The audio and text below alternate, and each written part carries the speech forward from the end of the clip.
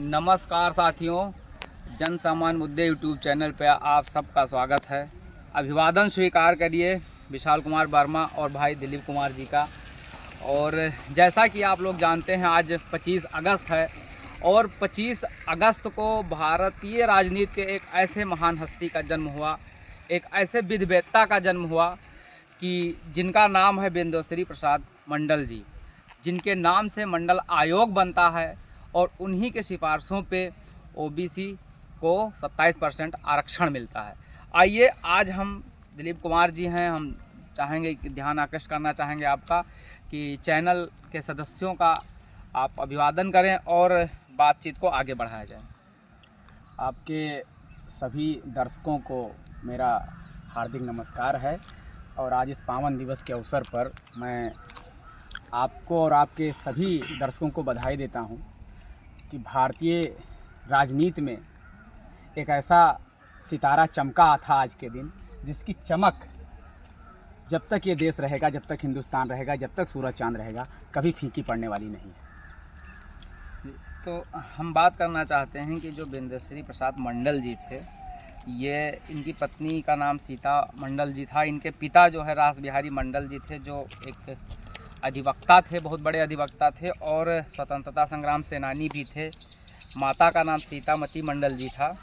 और ये जो बीपी मंडल जी हैं, ये अपने माता पिता की 7वीं संतान हैं और ये स्वयं जो है इनकी ग्रामीण जो बेसिक एजुकेशन है वो गांव की ही स्कूल से हुआ और पटना कॉलेज से ये पढ़ाई करते हैं। फिर ये मजिस्ट्रेट के पद पर 1945 से 1951 तक कार्य करते हैं। फिर ये राजनीति में आते हैं। जब ये राजनीति में आते हैं तो भारतीय समाज में एक जो दलित शोषित वंचित तबका था, जिसके बारे में बाबा साहब ने एक रिजर्वेशन लागू किया था, उसके बावजूद बाबा साहब ने मेंशन किया था कि कुछ अन्य पिछड़ी जातियां भी हैं जिनको आरक्षण रिजर्वेशन की ज़रूरत है। तो आरक्षण चूँकि आज का बहुत ही ज्वलंत मुद्दा बन चुका है, विशेषकर उत्तर प्रदेश में कुछ भर्तियों को लेकर के, तो हम चाहेंगे कि माननीय बीपी साहब मंडल साहब के जन्म और उनके जीवन से जुड़ी हुई कुछ कहानियाँ, कुछ यादगार पल हों और आरक्षण में उनकी जो विशेषकर ओबीसी आरक्षण में ओबीसी को पहचानना और तमाम बिंदु हैं, उन पर हम आपकी क्रिया और प्रतिक्रिया और कुछ जानकारी अपने चैनल के माध्यम से लोगों तक पहुंचाना चाहते हैं। विशाल जी, जैसा कि आपने खुद ही बताया, उनके माता का नाम, पिता का नाम, उनके पिताजी जो थे बहुत वेल क्वालिफाइड व्यक्ति थे जी। कई भाषाओं की जानकारी रखते थे, स्वतंत्रता संग्राम सेनानी तो थे ही। एक बार छोटा मोटा किस्सा है कि एक बार कहीं उनको जो है ब्रिटिश पार्लियामेंट में जाने का अवसर मिला और चूँकि ब्रिटिश लोग हमेशा भारतीयों को ज्ञान और विद्वता के मामले में कमतर करके आंकते थे। वैज्ञानिक परक दृष्टि से तो बिल्कुल नहीं आंकते थे। तो एक बार जब उनके सामने किसी वक्तव्य को लेकर जब बात आई तो उन्होंने ये कहा, वहाँ के जो मंच के थे, जो पीठ पे जो लोग बैठे थे, उनको ललकारते हुए कहा कि आप जिस भाषा में चाहते हैं उस भाषा में आपसे बात करूँगा। ये उनकी काबिलियत थी। रास बिहारी, आदरणीय स्वर्गीय रास बिहारी मंडल जी की, जिनके पुत्र हुए श्री बीपी मंडल जी, स्वर्गीय बीपी मंडल जी, बाबूजी के नाम से भी हम लोग उनको जानते हैं। भारतीय भाषाओं को छोड़कर उन्हें अन्य कई भाषाओं का ज्ञान, 5 से अधिक भाषाएं में उनको महारत हासिल था। आप जिस किसी भी भाषा में बात करना चाहते हैं, फ्रेंच, डेनिश, अंग्रेजी, उसमें हम आपसे ऐसा बात उन्होंने कहा था अंग्रेजों से, उसमें हम आपसे बात करने के लिए तैयार हैं जी। जहाँ तक बाबूजी की बात है, बीपी मंडल साहब की बात है, उनको उनकी जो पहचान है, देखिए किसी की व्यक्ति की पहचान उसके जन्म से नहीं, उसके समाज से नहीं, उसके गांव से नहीं, उसकी जो असली पहचान होती है उसके कर्म से होती है जी, उसकी योग्यता से होती है जी। और जब वो कोई व्यक्ति कोई मुकाम हासिल करता है, कोई मंजिल हासिल करता है, तब वो सारी पहचान उससे जुड़ जाती है। लेकिन जब वो तो बीबी मंडल साहब जो है कुशल भारतीय नेता थे। ओबीसी का जो 27% आरक्षण है, मंडल कमीशन आयोग के अध्यक्ष भी थे। उन्हीं की देखरेख में और उन्हीं की अगुवाई में मंडल कमीशन का गठन हुआ था। देश के जनमानस की, देश की राजनीति की विचारधाराओं की मांग थी उस समय कि जो एक तबका, भारत का एक बहुत बड़ा वर्ग है जिसकी आबादी लगभग इस देश में 50 से 60% के, आधी से भी अधिक जी, 50 से 60% के बीच है।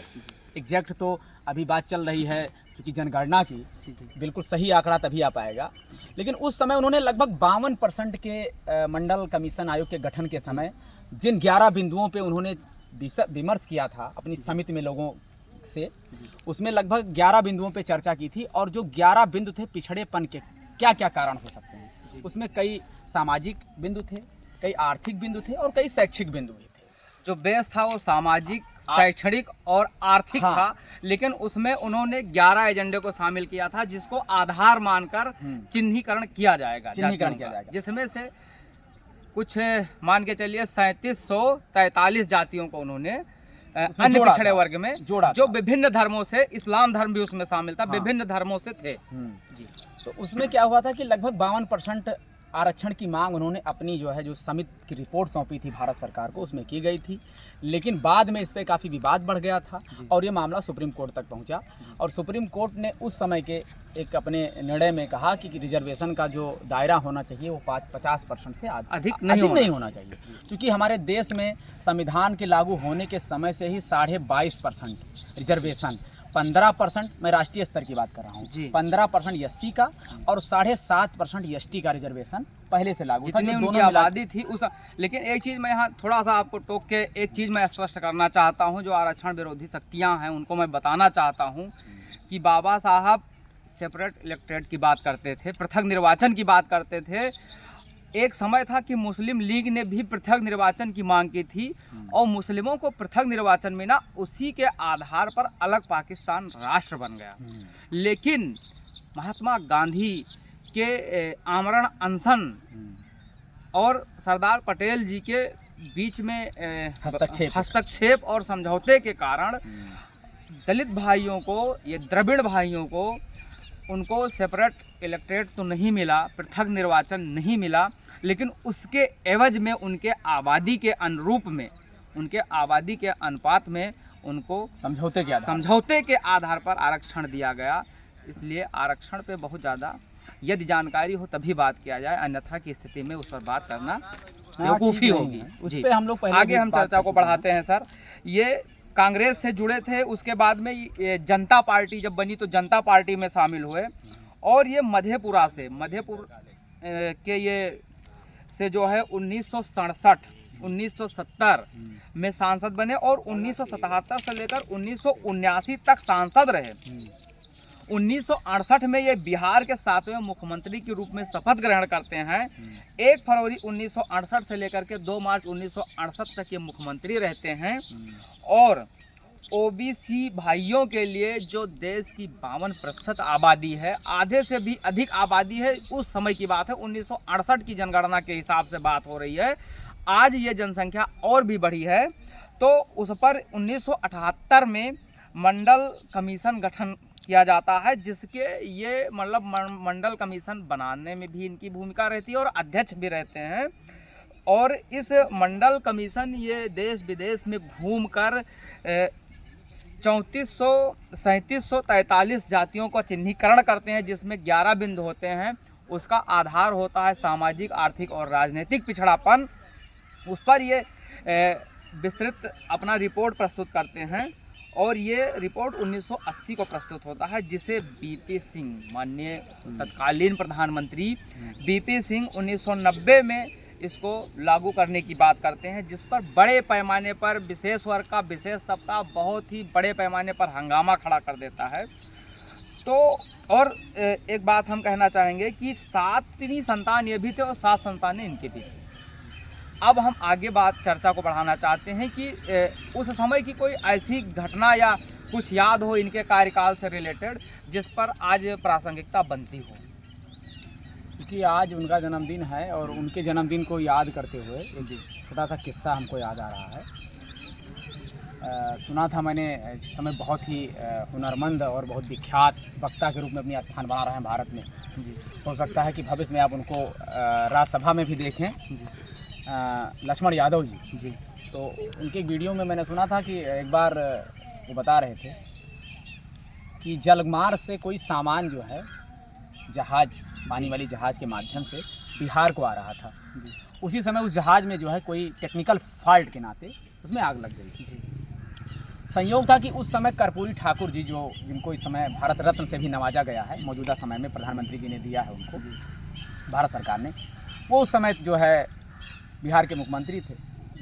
तो वहाँ के विधानसभा में एक सदस्य ने कहा अपनी बातों के दौरान, जब उसको बोलने का मौका मिला, तो उसने कहा कि जहाज़ में जो आग इसलिए लग गई है क्योंकि एक शूद्र जो है इस राज्य का मुख्यमंत्री है। ये उनकी ओछी मानसिकता के नाते झा सरनेम के एक विधायक ने कहा, जिसके जवाब में मंडल साहब ने कहा, उनको जवाब देते हुए उठे जब उनका बोलने का मौका आया, तो उन्होंने कहा कि उस जहाज़ में जो आग लगी है वो तो टेक्निकल फॉल्ट की वजह से लगी है, वो दुर्घटना हुई है, लेकिन तुम्हारे सीने में जो एक शूद्र के मुख्यमंत्री बनने से जो आग लगी है, इस आग को मैं और आगे तक बढ़ाऊंगा। वाह। तो उस आग को जो उन्होंने बढ़ाया, जो वो प्रण लिया उन्होंने उस दिन, उसको अपने अथक प्रयास से अद्भुत उन्होंने मेहनत किया। मंडल कमीशन को लागू करवाने में, उसकी रिपोर्ट लागू करवाने में जो मेहनत बीपी मंडल साहब ने की है, बाबूजी ने की है, उसकी कोई दूसरी मिसाल आप नहीं दे सकते।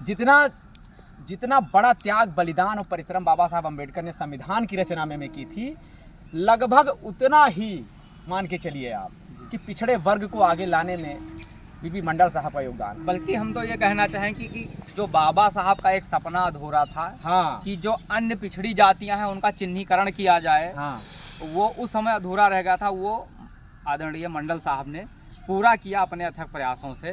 और उनकी मेहनत की जितनी भी प्रशंसा की जाए वो कम है। जितनी आप भूरी भूरी प्रशंसा करें। और मैं ये बहुत ही जिम्मेदारी से, बहुत दावे के साथ कहता हूँ कि पिछड़े वर्ग में आने वाली पीढ़ियाँ, हजारों हजार पीढ़ियाँ जन्म लेगी और इसी देश की मिट्टी में मिल जाएंगी। लेकिन मैं इस बात को बहुत जिम्मेदारी से कह रहा हूँ कि उनको जो आगे बढ़ने का जब भी अवसर मिलेगा, जब भी वो कोई पद प्रतिष्ठा हासिल करेंगे, जब भी किसी बुलंदी पे पहुँचेंगे, तो उसमें बीपी मंडल साहब का पसीना शामिल होगा। ये मैं बहुत दावे से कह सकता हूँ कि अगर उन्होंने पसीना नहीं बहाया होता, वो तो चाहते, भाई जिम्मेदार के लड़के थे ना, वो चाहते तो मौज करते, क्या जरूरत थी उनको इतना स्ट्रगल करने की, क्या जरूरत थी चुनाव लड़ने के लिए जनता के बीच में जाए, अपना राज भोगते। जी, मधेपुरा भाई, आज भी आप देखिए कि मधेपुरा में कोई भी लड़ जाए, जिस समाज से वो आते हैं, कोई भी लड़ जाए मधेपुरा में चुनाव जीत जाता है। जी, लगातार 4 बार वो सांसद भी रह चुके, हाँ। मजिस्ट्रेट भी थे, उनके पिताजी नामचीन एडवोकेट थे। उनको जाहिर सी बात है कि ना तो उनको शासन सत्ता की उतनी भूख रही, और ना ही उनको किसी मतलब जो भी लग्जीरियस लाइफ है उसमें कोई कमी थी। लेकिन उन्होंने अपने सारे सुखों का परित्याग करते हुए शोषितों वंचितों के लिए कार्य किया। तो उनका एक ही सपना था कि जो दबे कुचले हुए लोग हैं, जो वंचित लोग हैं, जो अंतिम पायदान पे खड़े हुए हैं, जिनके पास भारतीय संविधान का जो विकास परक जो योजनाएं हैं, जो क्रियान्वयन हुआ है, उन तक नहीं पहुंचा है, किसी तरीके से वो भी उनको भी विशेष अवसर मिले और वो भी वहां तक पहुंचे। ठीक है, तो वो उनका प्रयास कामयाब रहा और हम सभी हमेशा उनके आभारी रहेंगे कि ऐसी शख्सियत का आज के दिन जन्म हुआ।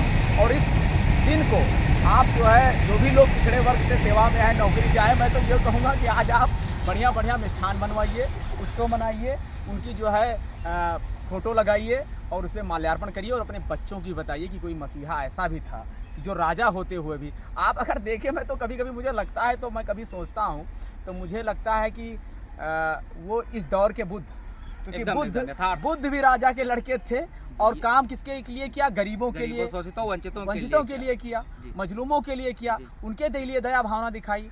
आप भी, बीपी मंडल साहब भी, बाबूजी भी, रास बिहारी मंडल जो बहुत बड़े जिम्मेदार थे मधेपुरा के, उनके बेटे थे। उन्होंने राजपाट का सुख भोगने के बजाय जो है गरीबों के लिए, मजलूमों की आवाज़ बने, उनकी आवाज़ को उठाए और उनकी आवाज़ संसद तक ले गए, और जिसकी बदौलत वो अपनी योग्यता और अपने धुरंधर विद्वता के कारण वो मंडल आयोग के अध्यक्ष की कुर्सी तक पहुँचे। और जब उनको मौका मिला कलम चलाने का, तो ऐसा इतिहास लिखा कि पीढ़ियाँ संवर गई पिछड़ों की। नहीं तो इन्हीं पिछड़ों की पीढ़ियाँ दूध बेचते हुए, हल चलाते हुए, भेड़ चराते हुए, बकरियाँ चराते हुए, श्रमिक बन के बीत जाती। कभी वो जो है सांसद विधायक का सपना नहीं देख फिर तेली तमोली और कुंभी संसद में हल चलाने नहीं पहुंच पाते। ये उनकी देन है जी। और ये कथन किसी का है, अपने दर्शकों को हम याद दिलाना चाहते हैं कि ये तेली तमोली और कुर्मी संसद में पहुंच के हल चलाएंगे क्या? तो ये नहीं, ये किस्सा है। एक बार आज़ादी के पहले का जब जिक्र हो रहा था कि सबको अधिकार चाहिए, क्योंकि भारत आज़ाद होगा जी। तो सबको मौका मिलेगा, ये चर्चा चल रही थी कि भारत का जो संविधान होगा एक सेकुलर संविधान बनेगा। इन सब चीज़ों पे चर्चा हो रही थी कि सबको आज़ादी होगी, सबको बढ़ने का मौका मिलेगा। उसी दरमियान एक नेता ने कहा कि ये तेली तमोली वहाँ जाके संसद में हल चलाएंगे, इनका काम तो ये सब करना है। हाँ। तो जैसा लगता था कि लोगों को उनके जातीय कामों में बांध देना लोगों का मतलब मकसद था कि उनको उसी काम को करें। जब भी कोई उस दायरे को तोड़ता है, आज भी आप देखिए कि भारत में जब भी कोई लड़का, गरीब घर का लड़का अपने जातीय कामों को छोड़कर किसी और काम को करने लगता है, उसका विरोध कितना भयंकर होता है। अब हम तो यही कहना चाहेंगे अपने दर्शकों से, जिन महापुरुषों की वजह से आज आप शासन सत्ता में भागीदारी ले रहे हैं, आपकी ऐशो आराम की ज़िंदगी बन रही है, ऐसे महापुरुषों को याद करने में आपका कुछ नहीं जाता है। उनको स्मरण करिए, उनका एहसान मानिए। थोड़ी सी चर्चा और हम बढ़ाना चाहेंगे। बीपी सिंह सरकार ने जब 13 अगस्त 1990 को मंडल रिपोर्ट लागू किया था, तब भी एकदम से देश में बवाल कट गया था। फिर सुप्रीम कोर्ट ने अपने आदेश के द्वारा 27% 1992 में ओबीसी को 16 नवंबर 1992 में 27% आरक्षण लागू किया, जबकि उनकी आबादी 52% थी। क्योंकि उस समय सुप्रीम कोर्ट ने ही कहा था कि आरक्षण को 50% से अधिक हम नहीं कर सकते।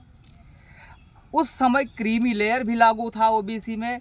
1 लाख से जो अधिक कमाते थे वो क्रीमी लेयर में आ जाते थे, उनको आरक्षण नहीं मिलेगा। तो आज भी लागू है। आज जब मुद्रा का अवमूल्यन हो चुका है, तो आज क्या है कि 8 लाख को क्राइटेरिया कर दिया गया है। वो तो समय यानी के साथ कि बढ़ता आर्थिक रहता है। आधार पर ही अन्य पिछड़ा वर्ग आरक्षण ले रहा है। सामाजिक आधार और आर्थिक आधार दोनों है, सामाजिक, शैक्षणिक और आर्थिक आधार तीनों है। बल्कि उच्च शिक्षा में 2006 में पिछड़ा वर्ग के लिए सीटों को देने की बात कही गई।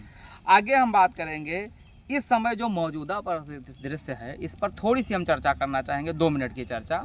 उसके बाद जैसा कि हमारे दर्शक वाकिफ़ हैं कि दिलीप भाई आएंगे तो कुछ शेरो शायरी से कुछ ना कुछ नवाजेंगे चैनल को, तो उस पर तो हम जाएंगे। लेकिन थोड़ी सी 2 मिनट की आपकी हम अपनी जिज्ञासा आपसे हम शांत करना चाहते हैं। अपने दर्शकों से भी उस पर कमेंट चाहते हैं कि एससी ओबीसी समुदाय को उनकी आबादी के अनुपात में 22.5% रिजर्वेशन मिल रहा है। एससी एसटी समुदाय को। एससी एसटी समुदाय को आज ओबीसी को 54 से 56% आबादी है, उसको 27% आरक्षण दिया जा रहा है। उसकी जो आबादी का हमारा आधा। दूसरा आबादी का आधा, जो हमारा दूसरा तबका है, जिसको हम समड़ कहते हैं, जनरल कहते हैं, वो महज 10 से 12% या अधिकतम आप ले लेंगे तो 15% है। उनको उनके लिए सिर्फ और सिर्फ उनके लिए कोर्ट, सुप्रीम कोर्ट और संसद ने 50% का दायरा तोड़ते हुए उनको क्या किया, 10% ईडब्ल्यूएस कोटे से अन्य आर्थिक रूप से पिछड़े लोगों को, आर्थिक रूप से गरीब सवर्ण को उसको कहते हैं, इकोनॉमिक वीकर सेक्शन। तो उसके तहत फिर 50% भी आड़े हाथ नहीं आया, उनको 10% दिया गया। जो छोटा तबका है 15%, 12% है, उसको 10% दिया गया। तो हम यहाँ पे बात करते हैं, या तो ओबीसी के रिजर्वेशन को उनके आबादी के अनुपात में दिया जाए, या तो जातिगत जनगणना करवा के प्रत्येक जातियों को उनकी जन सहभागिता सुरक्षित किया जाए। तब हम मानेंगे कि हमारा जो देश है और जो संसद है वो कल्याणकारी योजना की तरफ बढ़ रहा है। और दूसरी बात हम करेंगे, एक आपसे सवाल था कि क्या ये आज के दौर में संभव है जातिगत जनगणना और ओबीसी तबका को, जो एक बड़ा तबका है, उसको आबादी के आधे अनुपात में ही आरक्षण देना। और दूसरी बात एक और है कि एक सवाल है, बहुत बड़ा सवाल है, कि जब हमारे एससी और एसटी भाइयों को जब संसद में राजनीतिक तौर पर उनको रिजर्वेशन दिया जा रहा है सीटों में चुनाव लड़ने के लिए, तो ओबीसी तबके को क्यों नहीं? इस पर हम दो बहुत इंपॉर्टेंट बात आपकी उसमें प्रश्न में शामिल है। पहला ये कि क्या जनगणना संभव है, तो हाँ, उसका जवाब है हाँ, बिल्कुल संभव है, यदि केंद्र सरकार चाहे तो। चूंकि ये केंद्र सरकार के पास उसके अधिकार है। राज्य सरकारें सर्वे तो करा सकती हैं, केंद्र सरकार का ही विषय है। राज्य सरकार जातीय सर्वे करा सकती है, लेकिन जातीय जनगणना नहीं करा सकती है। केंद्र सरकार चाहे तो वो किसी भी आधार पे, चाहे वो सामाजिक, आर्थिक, राजनीतिक, किसी भी आधार पे, शैक्षिक, वो जनगणना करवा सकती है, तो वो करवा सकती है। दूसरी बात ये है कि ये बात सही है कि ओबीसी वर्ग को शिक्षा में, सेवा में रिजर्वेशन तो प्राप्त है जी कि अगर स्कूल में एडमिशन लेना हो तो रिजर्वेशन लागू है, नौकरी में लागू है 27%, लेकिन विधायिका में और संसदीय प्रणाली के चुनावों में जी अभी वो दिन दूर है कि नहीं लागू है। जी अगर ऐसा हो पाता कि जो 27% इस समय चल रहा है, और तमाम राज्य ऐसे भी हैं, जैसे कुछ राज्य हैं जहाँ पर 27% लागू नहीं है, वहाँ 14% है, कहीं 16% है जी जैसे जहाँ तक बहुत ही विविधता है। जी मुझे जहाँ तक पता है मध्य प्रदेश में शायद ओबीसी के लिए 14% रिजर्वेशन है, जी जबकि मध्य प्रदेश ओबीसी की सबसे बड़ी आबादी वाले राज्यों में आता है। जी ठीक है, तो कई राज्य ऐसे भी हैं जहां अभी 27% ही ठीक ढंग से लागू नहीं हो पाया है। तो पहले वो जरूरी है कि जब एक देश, एक संविधान, एक कानून की बात हो रही है, यूनिफॉर्म सिविल कोड की बात हो रही है ना, नागरिक संहिता बनने की बात हो रही है, तो फिर ऐसे राज्य जो है इस तरीके के जो लाभकारी कानून हैं, जो देश और समाज की दशा दिशा को बदल देते हैं, वहाँ क्यों नहीं लागू करते हैं? वहाँ भी लागू होना जरूरी है। पिछले दिनों कई बड़े आंदोलन भी मध्य प्रदेश में हुए हैं, तो हमारी मांग ये भी है कि ये होना चाहिए। और सर कोई बात और कुछ शायराना अंदाज में? उसमें एक शायरी से मैं बात को कंक्लूड करूँगा कि अब आज चूँकि पिछड़ों के लिए बहुत महत्वपूर्ण दिन है, दबे कुचले समाज के लिए बहुत महत्वपूर्ण दिन है, उस पर मैं यही कहूँगा, आज उनकी स्मृति दिवस पे मैं यही कहूँगा, उनको याद करते हुए कि जिस तरीके का संघर्ष उन्होंने किया है वो बेमिसाल है, उसकी दुनिया में कोई मिसाल नहीं है। और उनको समर्पित करते हुए मैं कहता हूँ कि टूटेंगी तलवारें तुमसे टकराकर, पिछड़ों के लिए कहता हूँ, टूटेंगी तलवारें तुमसे टकराकर, रह जाएंगे दुश्मन के तरकस खाली, और हर मैदान जंग को तुम बेखौफ लड़ो, वक्त से पहले मौत नहीं आने वाली, वक्त से पहले मौत नहीं आने वाली। वाह वाह सर, बहुत खूब सर। थोड़ा सा चाहे कैमरा उधर थोड़ा सा घुमा दीजिए सर। ये आरक्षण से पहले, ये आरक्षण से पहले लिखना पढ़ना जानते थे, आज आरक्षण की वजह से ये लिखना पढ़ना भूल गए। साथियों, हम ये चाहेंगे जो भी आरक्षण विरोधी मानसिकता है उसको बदलिए। आरक्षण कोई खैरात नहीं है, संवैधानिक अधिकार है। और जब हम बात करते हैं संवैधानिक अधिकार की, तो या तो संविधान को सिरे से आप पूरी तरीके से नकार दीजिए, जब आपके स्वार्थ की बात आती है तब आप संविधान का हवाला देते हैं, और जब शोषित वंचित दबे कुचले वर्ग के अधिकारों की बात आती है, हक की बात आती है, हुकूक की बात आती है, 5000-6000 वर्षों से जिनके साथ में अमानवीय व्यवहार हुआ है उनके हक और हुकूक की बात आती है, जब गरीब तबके का बच्चा आगे बढ़ने की बात आती है, तब हम ये नहीं कहते हैं कि सभी, लेकिन कुछ एक लोग बहुत ज़्यादा शोरगुल करते हैं। तो शोरगुल करना छोड़िए, रिजर्वेशन को, भारतीय संविधान को और भारतीय समाज के ताने बाने को बेहतर तरीके से जानिए, समझिए, पढ़िए और चर्चा करिए। चर्चा से ही कोई हल निकलता है। तब तक के लिए आप सभी साथियों को जय संविधान, जय विज्ञान।